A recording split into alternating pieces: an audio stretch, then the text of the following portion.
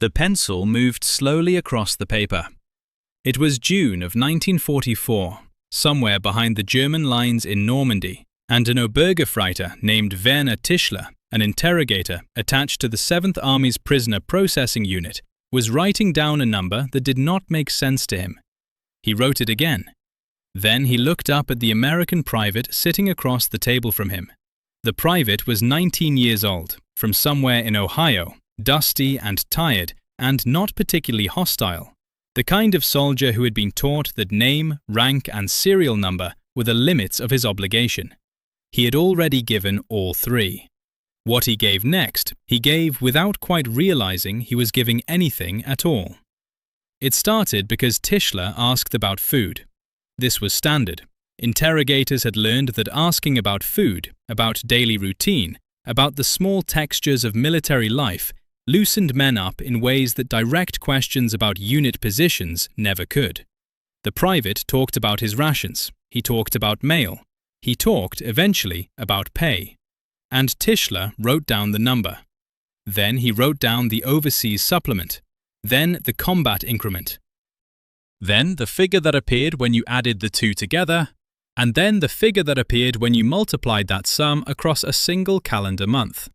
And then he sat for a moment in a requisitioned farmhouse that smelled of old stone and cow manure and something faintly sweet that was probably hay from the previous autumn, and he looked at what he had written. The number meant that a 19-year-old private from Ohio, a man who cleaned his own boots and carried his own rifle and had no particular authority over anyone, was taking home more per month in base pay alone than a lieutenant in the Wehrmacht, more than officers who commanded platoons, more than men who had been serving since Poland. Tischler was not a stupid man. He understood exchange rates. He understood that Reichsmarks and dollars were not the same thing, that purchasing power was not a simple conversion, that the two armies operated on fundamentally different logistical assumptions. He knew all of this. He sent his report up the chain anyway, because the number was not just a number. It was a signal about something larger, about what kind of war this was, about what kind of country America was, about what an American soldier understood himself to be, and what the United States government had implicitly promised him in return for standing in a field in France with a rifle. What Tischler wrote in that farmhouse, and what his superiors made of it, and what it actually revealed about the two armies facing each other across the hedgerows of Normandy. That is where this story begins. Part 1. Two Armies, Two Contracts. The German army of 1944 paid its soldiers on a system that had roots going back to the Prussian military reforms of the early 19th century. The underlying philosophy was straightforward. A soldier's compensation was not primarily financial, it was social. A man who served in the Wehrmacht received his food, his clothing, his housing, his medical care. His family at home received an allotment. The state, in theory, took care of everything.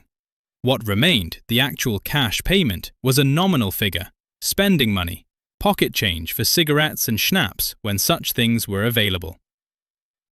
A German private in 1944 received a base pay of around 2 Reichsmarks per day. In practical terms, this was almost meaningless. There was nowhere to spend it. The supply system, in theory, provided everything a soldier needed. The payment existed more as an accounting formality than as compensation in any meaningful sense. Officers received more, significantly more in raw Reichsmark figures, but the principle was the same. The military institution was the provider. The individual soldier was a ward of the system, not an independent economic actor within it. This was not cynicism. It was a coherent philosophy about what military service meant. You did not join the Wehrmacht to earn a living. You joined because you were called, because the nation required it, because duty was not a transaction. The pay was incidental to the relationship. Hold that thought. The American army of the same period operated on an almost entirely different premise. The United States military had always had a somewhat uncomfortable relationship with the idea of compulsory service. The draft existed. The Selective Training and Service Act of 1940 had been the first peacetime draft in American history. But the cultural framework around military service in the United States was never purely martial.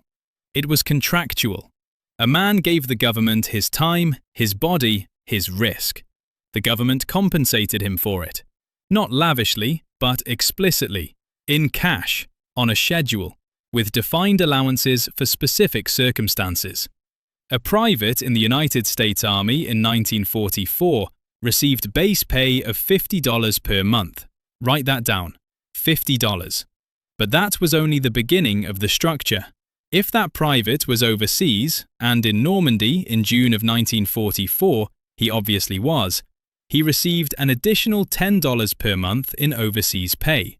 If he was in a designated combat zone, he received a further $10 in combat pay.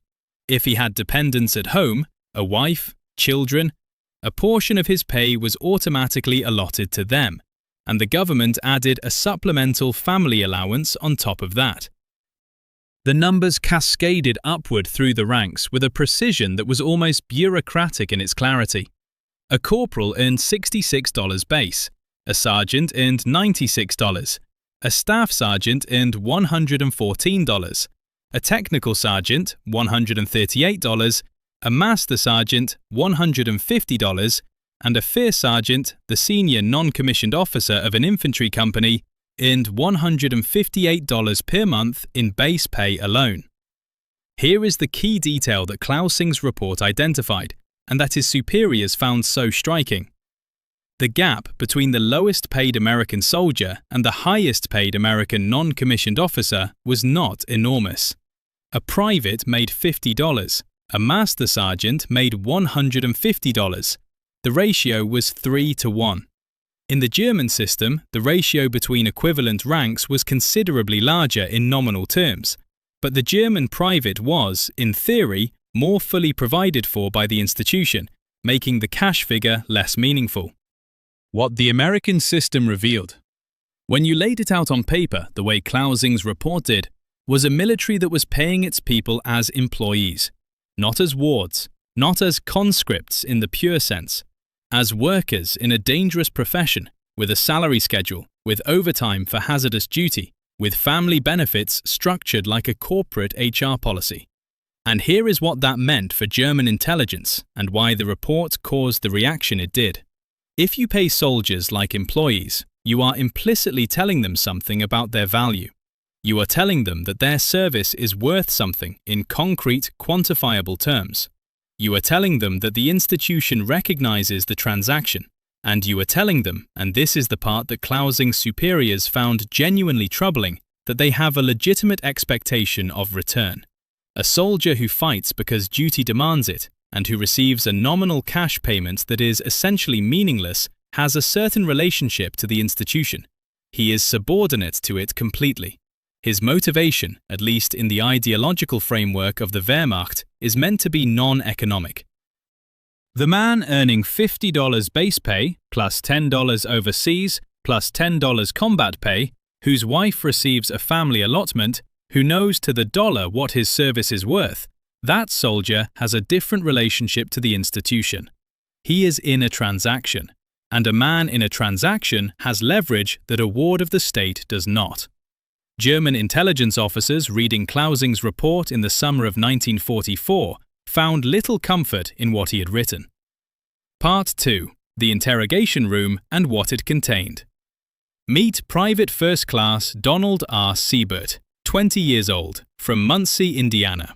He had been working at his father's hardware store before his draft notice arrived in the autumn of 1943. He was a radio operator, minimally trained, assigned to an infantry battalion that had come ashore in the first week of June 1944. He was captured on the 11th of June when his unit's advance patrol walked into a prepared German position in the hedgerow country south of Carentan. He was not the private in Clausing's report. The private in that report was never identified by name in the surviving documents, but Siebert's file, preserved in the records of the United States Army's prisoner of war processing system, gives us a precise picture of exactly what a captured American private of this period knew and what he was willing to say. The standard American approach to prisoner of war conduct in 1944 was name, rank, and serial number. This was the official doctrine. It was also, in practice, a doctrine that collided with the reality of how young American soldiers had been raised. German interrogators noted this collision repeatedly in their reports from Normandy. The Americans were not, as a group, particularly resistant to conversation. They were not cowards, and they were not traitors. But they had been raised in a culture that treated ordinary social information, where you were from, what you did before the war, how much you made, as the normal currency of human interaction. A young man from Muncie who had spent his whole life in a community where you talked to people, where you answered questions, where silence in response to a direct question was rude, did not automatically shift into a mode of total informational shutdown the moment he sat down across from a German officer who spoke reasonable English and offered him a cigarette. The interrogators knew this. They had been trained to exploit it. The technique was not torture. The German army's formal interrogation doctrine for intelligence gathering from prisoners of war in the Western theatre was considerably more sophisticated than simple coercion. Coercion, the doctrine recognized, produced unreliable information. A man who is in enough pain will say whatever he thinks you want to hear. What you want, if you are a competent intelligence officer, is accurate information. And accurate information comes from a man who is talking voluntarily, or at least under the impression that he is talking voluntarily. So the approach was conversational. The interrogator would establish rapport. He would ask about things the prisoner did not consider sensitive: food, weather, how long the crossing had taken, whether the prisoner had family at home. He would demonstrate knowledge of American culture, American geography, American ordinary life. He would make the prisoner feel that the interrogator already knew most of what there was to know, and that the prisoner's answers were merely confirming existing information rather than revealing new secrets. And then, at some point in this apparently casual conversation, the interrogator would ask about pay. Not in a leading way, not as an obvious intelligence question, more as a natural extension of the conversation about civilian life and military life and the differences between them. Something like, "So what does the army pay you for all this?" And the prisoner, who had been talking for 20 minutes and who had no particular reason to think that his monthly salary was a classified secret, because it was not, because it was printed in army regulations, because every soldier knew it, would answer. And the interrogator would note it down. Stop and think about what that note contained. It was not just a number. It was a window into an institution. The private's pay told you the base rate. If you could get him to mention what the sergeant made or what the lieutenant made, you had a salary schedule. If he mentioned combat pay, and many of them did, because combat pay was something soldiers talked about, it was an additional justification for what they were doing, proof that the army recognized the danger. You had information about how the American military categorized risk. If he mentioned his wife's allotment, you had information about the family support system. If he mentioned that he sent money home, you had information about the financial condition of American military families. None of this was tactical intelligence. None of it told you where the 82nd Airborne was going next, or what the fuel state of the 1st Army's armored divisions was, or when the breakout from the beachhead was planned. It was something different. It was institutional intelligence. Intelligence about the character of the organization you were fighting. And Clausing's report, and the dozen similar reports that accumulated in German army intelligence files through June and July of 1944, built up a picture that was, in its way, more unsettling than any order of battle. Here is what that picture showed. The American army paid its soldiers in a structured, transparent, graduated system that treated military service as compensated labor.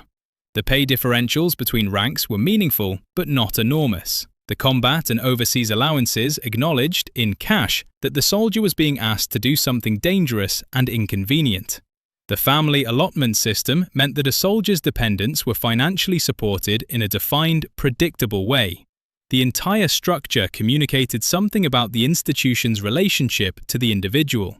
It communicated that the individual mattered, economically, specifically, by name and rank and circumstance. A private with a wife and 2 children at home received a different total compensation package than a private with no dependents. The system saw him as an individual with individual circumstances, not as an interchangeable unit. His pay was personalized.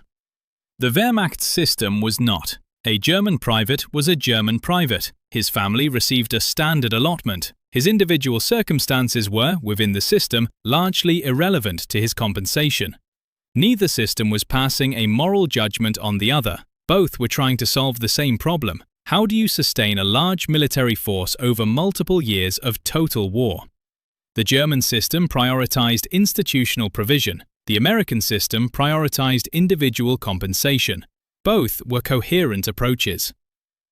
But when you laid them side by side in an intelligence report, the contrast told you something about the societies that had produced them. And what it told you was not comfortable reading in a German headquarters in the summer of 1944. The American system, Clausing wrote in a phrase that his superiors underlined, treated the soldier as a citizen in uniform rather than a subject of the military state. A fine phrase and a fine problem. Part 3. What the analysts made of it. The reports accumulated. Not just Clausing's, but similar interrogation summaries from other prisoner-of-war processing points along the Normandy front. By late July of 1944, the intelligence section of the German 7th Army had a reasonably complete picture of the American military pay system. More complete, it was noted in at least one internal memorandum, than the picture available from open American sources, which were themselves reasonably transparent but required collection and synthesis. The analyst's job was to turn this picture into something useful. And here is where the story gets complicated, because the picture was useful, but not in the way you might expect. The most obvious potential use of pay information in an intelligence context is psychological warfare. If you know what your enemy pays his soldiers, you can craft propaganda designed to exploit resentments, to suggest that the soldier is being underpaid for his sacrifice, to drive a wedge between the individual and the institution. This is a standard psychological warfare approach, and the German military was not unfamiliar with it. But the pay information from the Normandy interrogations created a problem for this approach. The American soldiers were not underpaid relative to what they might reasonably have expected. The base pay of $50 per month for a private was not extravagant, but it was not exploitative either. The combat and overseas allowances acknowledged the danger. The family support system was functional. There was no obvious injustice to exploit, no gap between what the men had been promised and what they were receiving, no financial grievance that propaganda could amplify. The German analysts noted this with something approaching frustration. The American system had, apparently by design, removed the most obvious economic grievances that might otherwise have undermined soldier morale. A man who knows exactly what he is being paid, whose family is being supported, whose dangerous service is being acknowledged in cash, that man is harder to reach with propaganda than a man who suspects he is being cheated. And now the most important detail. The pay information also told the analysts something about the relative economic power of the two sides, in a way that was difficult to ignore. A German private's nominal pay of approximately 2 Reichsmarks per day was, at the official exchange rates of the period, roughly equivalent to about 50 American cents, $1, perhaps $1.50, depending on how you calculated the exchange. The American private was being paid $50 per month, roughly equivalent at those same exchange rates to somewhere between 150 and 200 Reichsmarks. Understand what that means. The United States was paying its lowest-ranked soldiers, in cash, a multiple of what Germany was paying its lowest-ranked soldiers, in cash, even after accounting for the in-kind provisions of the German system. The American military could afford to pay its soldiers as employees because the American economy could sustain that payroll. The German economy, by the summer of 1944, was under enormous strain. The 2 Reichsmarks a day that a German private received was not a philosophical statement about the non-transactional nature of military service. It was partly a reflection of what the German war economy could actually manage. And this is the thing the analysts found most troubling of all, meant that the American pay system was not just an institutional choice, it was a symptom of an economy that could absorb the cost of total war and still pay its soldiers a living wage. An economy that was not, in the summer of 1944, anywhere near the point of exhaustion. Reread that last sentence. The German 7th Army's intelligence section had gone into a series of routine prisoner of war interrogations looking for tactical information, unit designations, equipment states, troop morale, and had come out the other side with a precise, documented, quantitative illustration of the economic gap between the two sides. Not from captured documents, not from aerial reconnaissance, from a series of 19- and 20-year-old boys from Indiana and Ohio and Pennsylvania who had answered a perfectly ordinary question about their pay. People who kept talking even when they didn't have to. Because it had never occurred to them that their monthly salary was something a German officer would find interesting. If this investigation is giving you a clearer picture of what the war looked like from the inside, not the version that survived in official histories, but the version that people recorded in interrogation reports and intelligence summaries when they were trying to make sense of what they were fighting, hit the like button. It helps keep this kind of history visible a little longer, and it genuinely matters. Part 4. The Forensic Verdict. Here is the forensic verdict of this investigation. What Clausing extracted from a 19-year-old private in a Norman barn was not a military secret. It was something more durable than a military secret. It was a structural truth about the society that had sent that private to France. The American military pay system of 1944 was, in its architecture, an expression of a specific set of assumptions about the relationship between the state and the individual. The assumption that military service was compensated labor. The assumption that the individual soldier's circumstances, his dependence, his risk level, his overseas status were relevant to what he was owed. The assumption that transparency about compensation was normal and unremarkable, not a security concern. These assumptions were not accidents. They were the product of a political and economic culture that had developed over a century and a half of American history. A culture that was, at its core, contractual, that understood the relationship between citizen and state as a negotiated arrangement with defined terms on both sides. The Wehrmacht's pay system expressed a different set of assumptions. The assumption that military service was duty rather than contract. The assumption that the institution's obligation was provision rather than payment.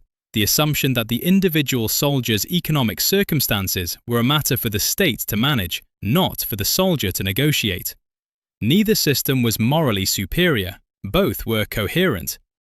But when you put them in the same room, when you sat a German interrogation specialist across a table from an American private and let the conversation run, the contrast between the two systems became visible in a way that had consequences. The consequences were not immediate. The intelligence reports about American pay did not change the course of the Normandy campaign. The German army did not devise a new propaganda strategy on the basis of what it learned. The information went into files, was summarized in reports, was noted by analysts, and then was overtaken by events, because the summer of 1944 was not short of events. But the picture it built up was real, and the analysts who read it knew it was real, and what they knew was this.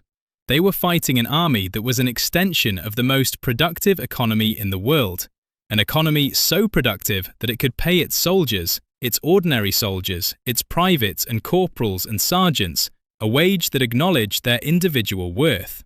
An economy that had not yet begun to strain under the cost of the war. An economy that could sustain this payroll for as long as the war lasted. And the war, in the summer of 1944, was going to last a while longer. Consider the men who came after Clausing, the analysts who read his reports and the reports like it. Some of them had been economists before the war, or lawyers or accountants, men who understood what a pay schedule revealed about the institution behind it. They could read that $50 base pay and the $10 overseas allowance and the $10 combat pay and the family allotment structure, and they could see with professional clarity what it implied about American industrial output, American tax revenue, American financial reserves.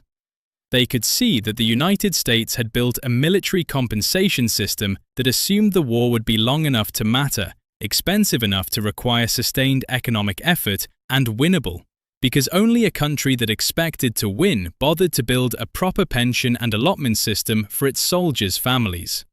This is what a 19-year-old private from somewhere in the American Midwest handed to German army intelligence in the summer of 1944. Not tactical information, not secrets.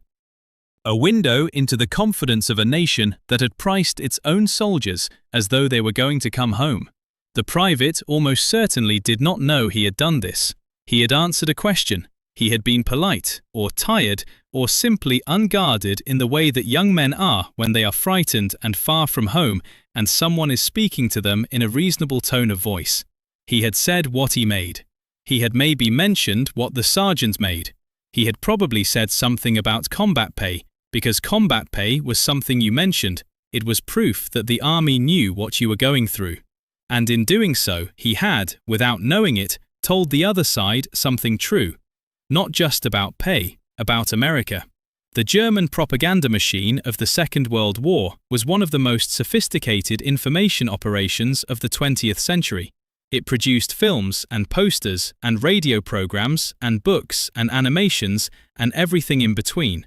It portrayed its enemies as caricatures, as threats, as subhuman or decadent or corrupt. It was technically accomplished and strategically deployed and in many ways genuinely effective. But it could not do what that private did, sitting in a barn with a concussion. It could not be honest.